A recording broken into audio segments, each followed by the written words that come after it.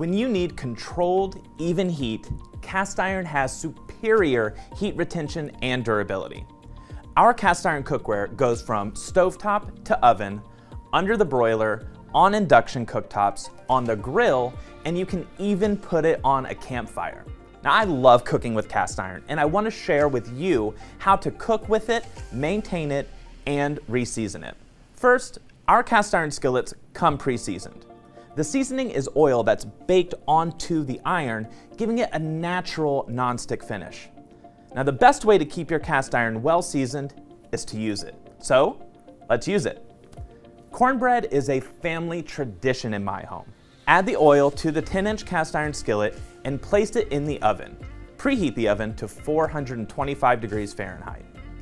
I've already made my batter with cornmeal, flour, eggs, buttermilk, and cheddar cheese and chopped jalapenos, and in this case, a little bit of sugar. Then carefully remove the skillet from the oven and pour in the batter. Then bake it in the oven for 30 minutes. So beautiful, and look how easy it comes out of the pan and how great this crispy crust is. Excellent. Now that I've cooked in my pan, let's talk about how to clean cast iron. Rinse the pan with hot water and scrub off any stuck-on bits with a nylon brush or a pan scraper. Then hand dry it right away.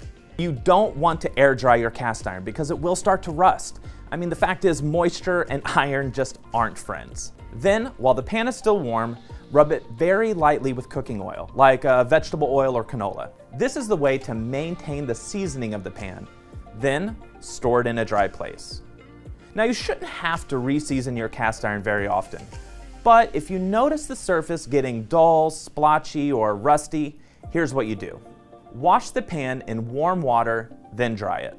Rub a light cooking oil all over the pan. I mean, cover it inside and out. You want to rub the oil around, removing as much of the excess oil as possible.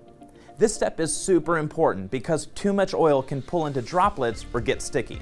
Put the oiled pan upside down in a preheated oven at 450 degrees Fahrenheit or 230 Celsius for 1 hour.